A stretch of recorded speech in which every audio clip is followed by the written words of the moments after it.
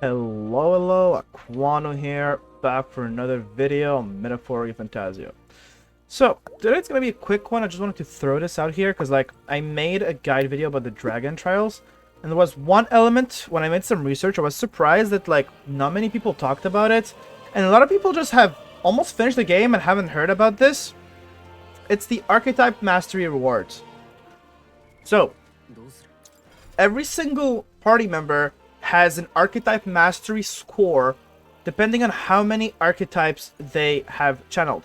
Now, I've seen some people confuse the two. It's not how many archetypes they've mastered, even though it's called archetype mastery. The English translation is a bit confusing. It's how many archetypes they've unlocked. So, for example, on my MC here, you see there's archetype mastery 100. But I don't have every archetype masters. I just have every single one unlocked. A lot of them are still level 1. But this will count as archetype mastery 100%. So you don't have to master all the last ones, or the tier 3s and the last ones. So the reason why I'm making this video mainly is because of the rewards of that the archetype mastery of the MC gives you. So you get a reward for having 90% archetype mastery on every single party member, and also for having 100% archetype mastery on every party member.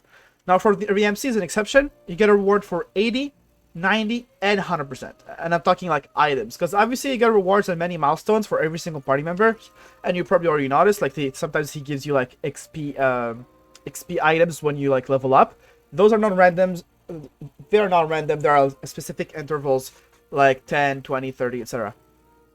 But when you get 90% archetype mastery on the party members, you get crazy weapons that give you that have 500 attack and crazy passives. So these ones are going to be on off archetypes that are not the main archetypes of your party members. So for the main character, the MC, if you get 90%, you get the merchant one. On Stroll, you get the commander one. On Hulkenberg, you get the mage one. On Heisme, you get the gunner one. On Juna, you get the faker one.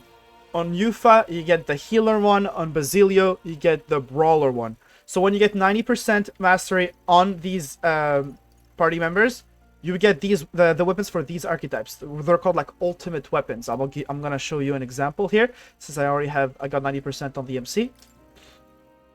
It gives you this one.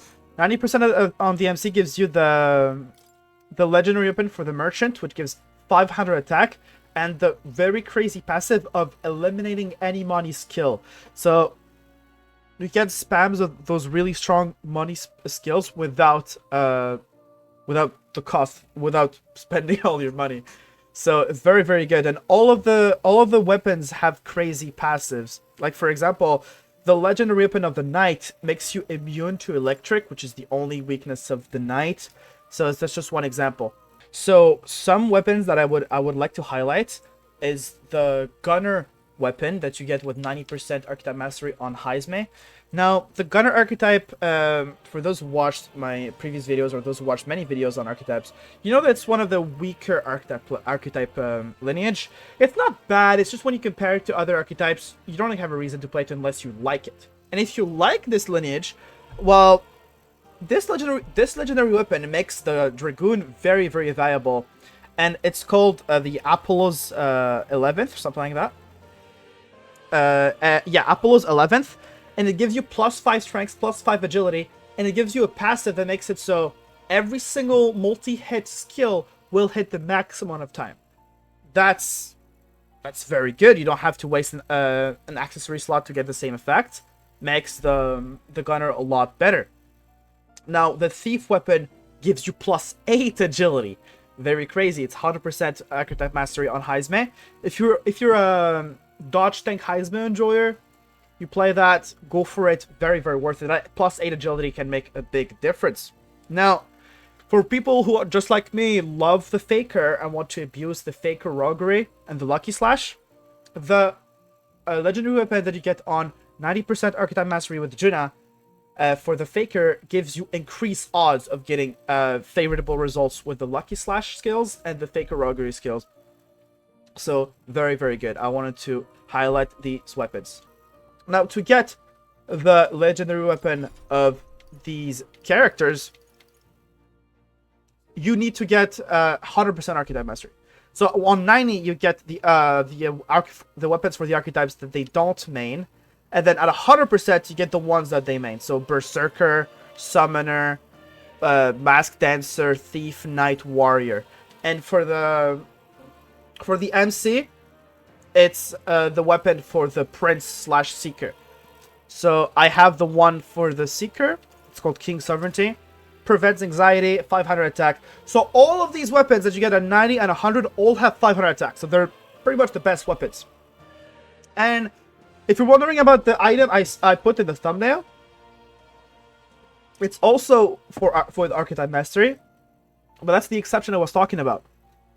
For the MC, you not only get a broken weapon at 90 and 100%, but you also get a broken item at 80%. And that item is very good. It's called the Reverent Crown.